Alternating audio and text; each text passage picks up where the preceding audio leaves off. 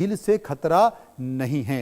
हम चर्चा करेंगे, समझने की कोशिश करेंगे। मेरे साथ एक बड़ा पैनल मौजूद है, उनके पास हम चलेंगे और जानेंगे। मेरे साथ अनिल सूद जो कि पर्यावरणविद हैं, डॉक्टर निप्रा अजमानी मेरे साथ हैं, उनसे हम चर्चा करने की कोशिश करेंगे। इसके साथ साथ प्रशांत मिश्रा सीनियर जर्नलिस्ट मेरे साथ मौजूद हैं जो कि काठमांडू से, नेपाल से हैं। उन त्रासदियों को समझने की कोशिश करेंगे। सबसे पहले प्रशांत के पास चलेंगे। प्रशांत, हम आपसे जानना चाहते हैं, क्योंकि घटना तो घटी और अब तमाम तरह की बातें चाइना से भी निकल कर आ रही हैं, नेपाल से भी निकल कर आ रही हैं, लेकिन जो घटना घटी, घटना की स्थिति और अभी नेपाल में क्या स्थिति है, क्योंकि करीब 1500 से ज्यादा लोग बताए जा रहे हैं कि लापता है, और जो मौत का आंकड़ा दिया जा रहा है, या क्या वो सही आंकड़ा है, या हमेशा से जब इस तरह की त्रासदी आती है तो सरकारी आंकड़े दे दिए जाते हैं?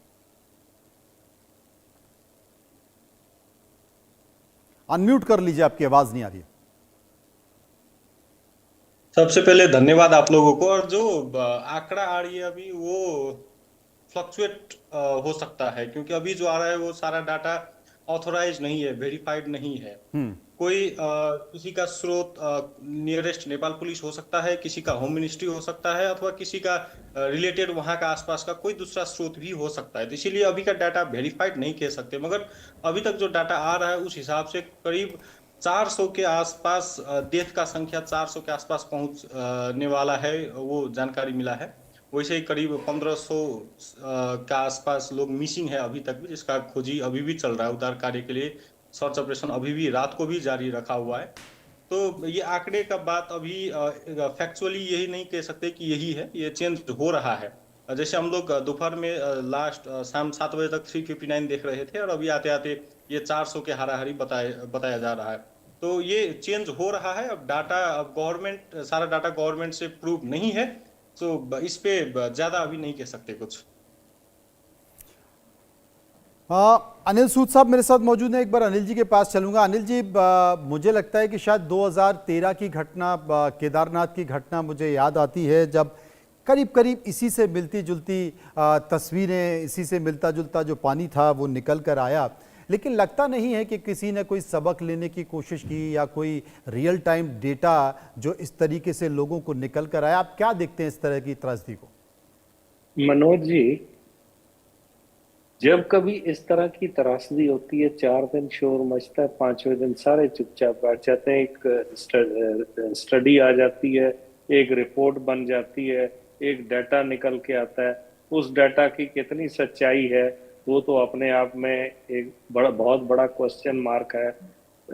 केदारनाथ में जो भी डाटा आया डेथ्स का, मेरे को नहीं लगता कि वो डाटा रियल था।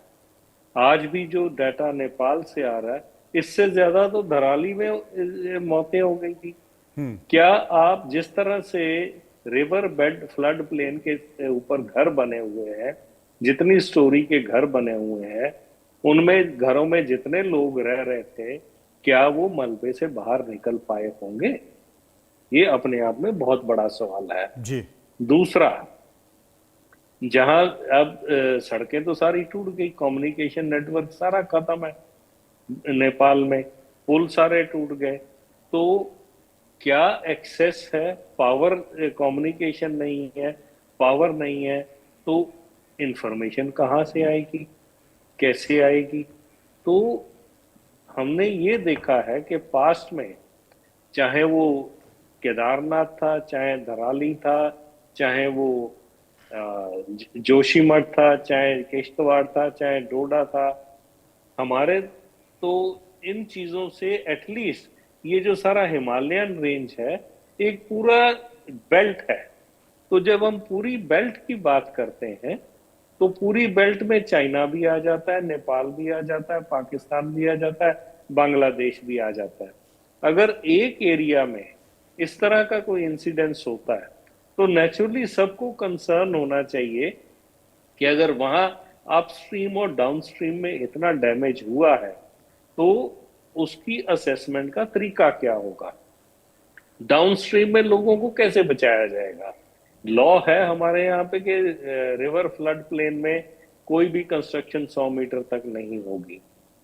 तो फैक्ट ये है कि हमारे जितने भी हिल स्टेट्स हैं उनमें रिवर फ्रंट के ऊपर घर बने हुए, जैसे नेपाल में बने हुए हैं, आपने देख लिए। जी। तो कुल मिला के एक ब्यूरोक्रेटिक अपैथी जिसको कह सकते हैं हम, इसको हम लापरवाही भी कह सकते हैं, दोनों तरफ से, लोगों की भी और ब्यूरोक्रेट्स की भी।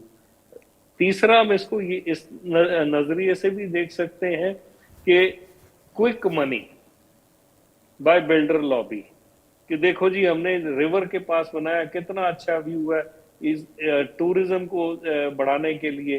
तो सब कानूनों को धता बताते हुए, जिस तरह से ये रिवर बेड के ऊपर नेपाल में भी घर बने हुए हैं, इंडिया में भी ऐसे ही घर बने हुए हैं, तो हमने आज तक किसी ने कोई लेसन नहीं सीखा। जी, वाकई किसी से अगर कोई ये लेसन नहीं सीखा और बहुत सारी इस तरह की त्रासदी की तस्वीर निकल कर है। डॉक्टर निप्रा आजमानी एसोसिएट फेलो हैं टेरी से, मैं एक बार उनसे समझने की कोशिश करूंगा।